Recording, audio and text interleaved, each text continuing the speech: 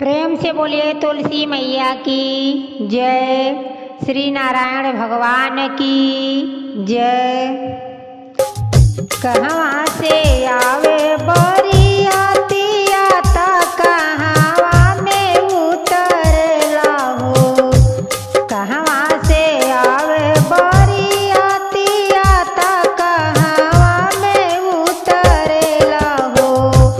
हे सखी काई चढ़ी अइले नारायण डोलिया कहार लिहले हो।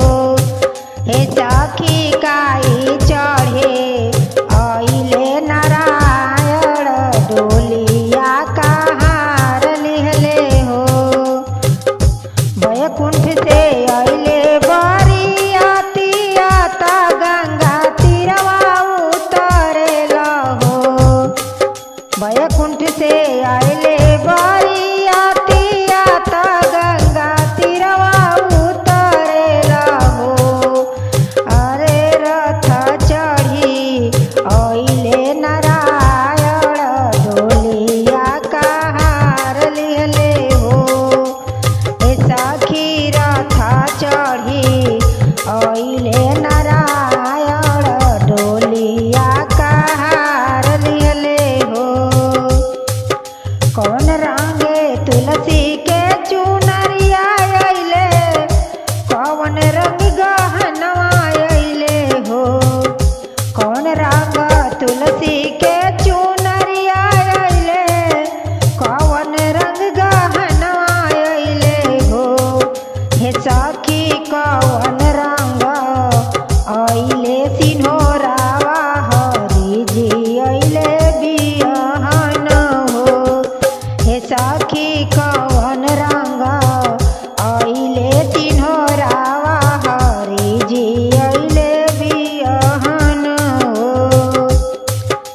हरियर तुलसी के चुनरिया अइली, पियर गहनवा अइले हो।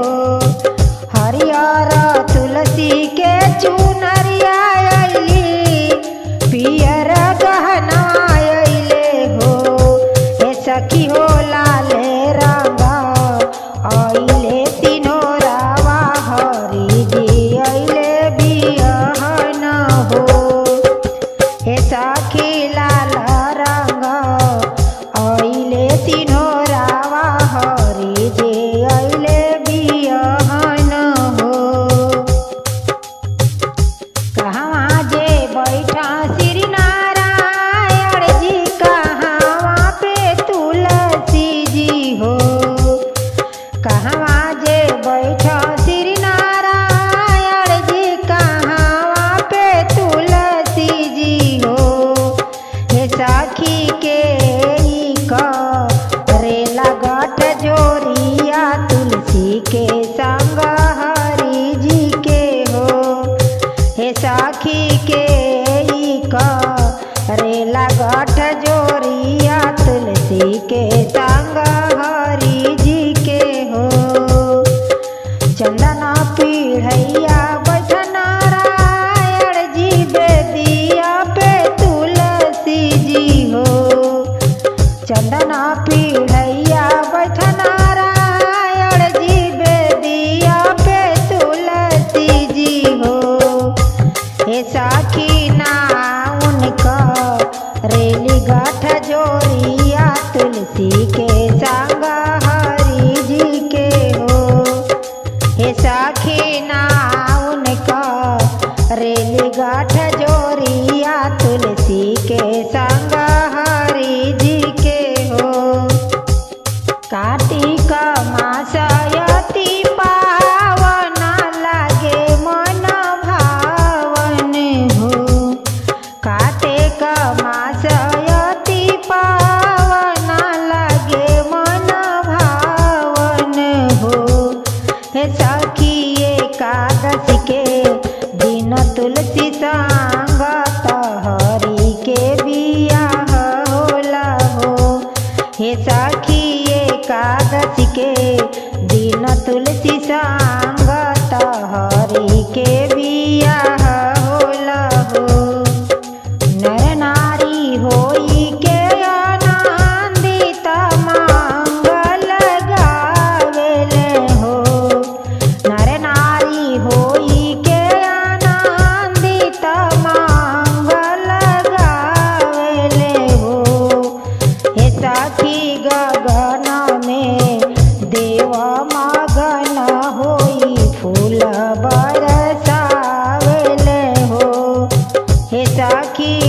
लगन में देव मगन होई फूल बरसावेले हो। मिटी जाला दुखावा बलैया जे तुलसी के पूजल हो। मिटी जाला दुखावा बलैया जे तुलसी के पूजल हो। हे सखी रहेला सिंदूराय बाद गोदी में लाल खेले हो। हे सखी रहेला सिंदूराय बाद गोदी में लाल खेले हो। हे सखी चमकेला सिंदूर भर मांग गोदी में लाल खेले हो। हे सखी रहेला खुश परिवार लागेला बड़ी सोहावन हो। श्री हरि तुलसी के बियाह गीतिया शारदा जी गावेली हो। श्री हरि तुलसी के बियाह गीतिया शारदा जी गावेली हो। सखी हो कार्तिक मासे तुलसी संग हरि जी से ब्याह रचावेली हो। सखी हो कार्तिक मासे तुलसी संग हरि जी से